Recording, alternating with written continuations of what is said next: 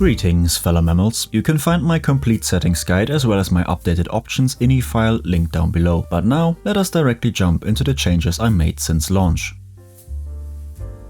In the color settings, I previously had the accent and the warning color both set to orange. Now I have set the warning color to red. This mainly helps differentiating between getting locked on and the missile actually being fired. Small change, but nice quality of life trick. Then we have this dark mode for the flash grenades, an option 2042 introduced that wasn't present at the launch of 6 for some reason, but I'm glad to see it return and of course I use it. Then I finally gave up on the vehicle boost. I had hoped they would change how it works, but after 6 months they still haven't, so I have returned to the toggle instead of holding it. Then under the hints I turn off the action prompts simply because I know when to reload and I know what buttons I can press to interact with stuff. But if you are a new player, maybe keep this on. Right below that I also turn off those little indicators for where you can mount your weapon, because that too should be pretty obvious anyway. And I also rarely if ever use this feature, so it's just useless clutter to me. I recently changed the parachute auto-deploy to tethered only. This way it only opens when I manually press it. I prefer that over the game deciding when it's a good time to do so. And then I also changed the peek type to side only. After all, a top peek is essentially just standing up from a crouched position, and I can do that myself. And if you use the top peek, it can happen that you want to shoot through a gap in the cover and then your soldier suddenly stands up when you aim because the game thinks you wanted to peek over it. That annoyed me quite a few times actually, so this change was necessary. And then finally for this tab all the way down here, I have come to the conclusion that a vehicle sense of 8 works best for me. And I still hope that this controller slider does not interfere with my mouse settings. But who knows, more on this vehicle stuff later though.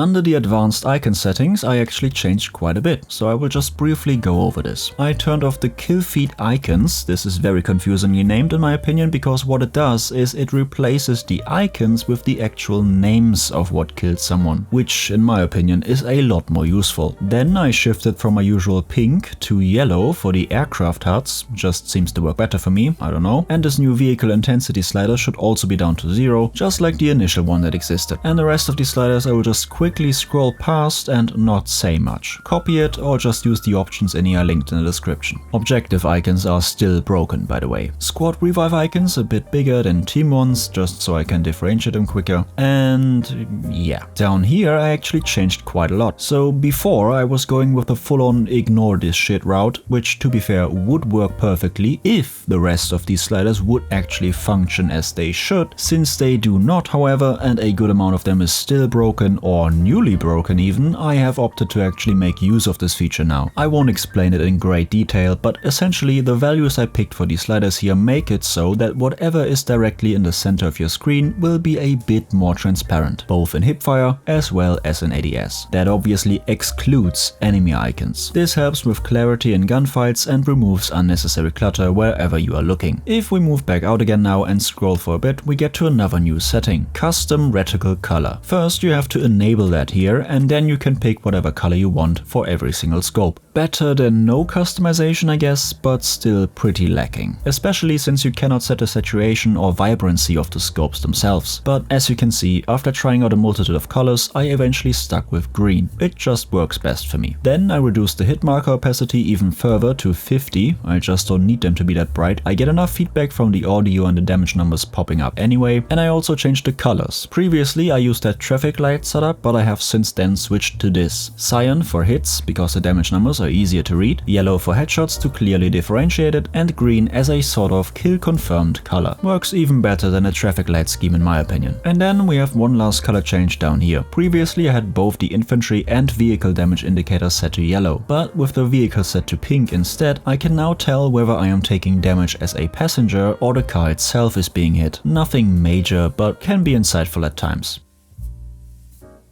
In the vehicle section, I finally decided to turn off uniform aiming. I tried a bunch of different coefficients, but turning it off entirely actually felt best in the end. To fine-tune around the new sensitivity, I then adjusted these sliders here too. Tank aim slightly increased to 125, gunner a bit slower to 75, and transport free look 2. This feels good to me, and I will very likely use these values for the vehicle guides in the future.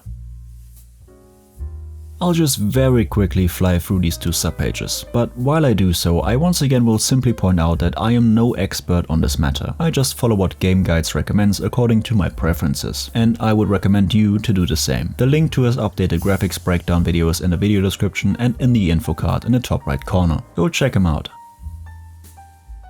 You all know it, the audio is still shit. It is what it is. Personally, I have been using stereo and war tapes these past months, and it seems to be slightly better footstep-wise than the other modes, but honestly, it's all garbage. At least we got this new stereo width slider, I guess that's nice, and you do actually hear the difference, so I set it to the maximum.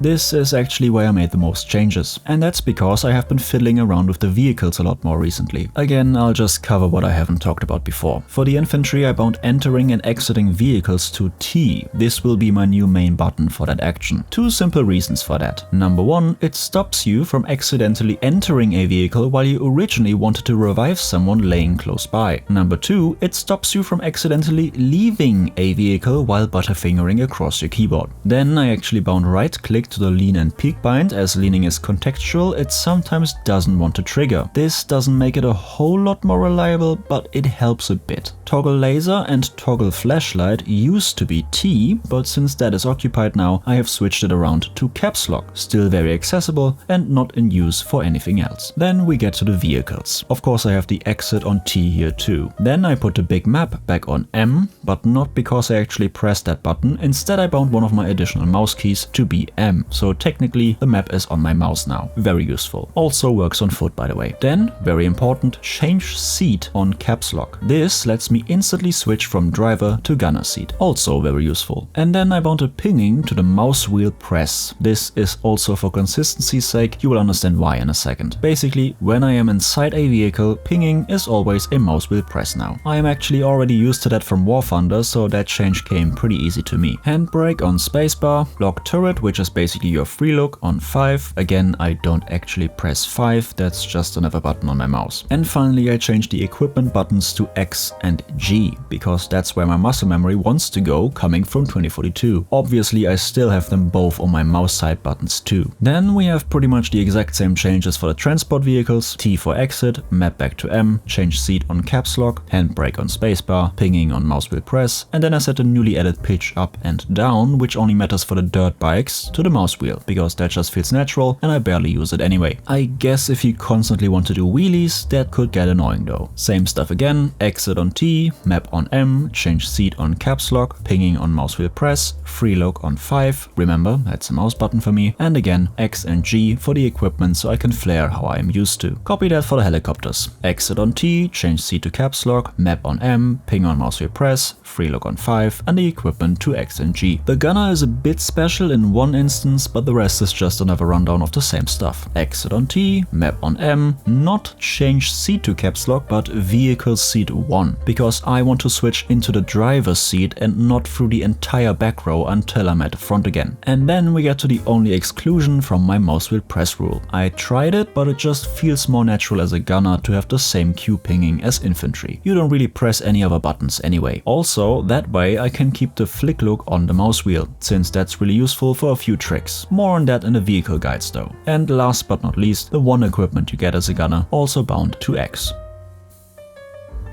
And that's it for today. If you have questions, let me know. Thank you for your time, and I will see you on the battlefield. Zoro, out.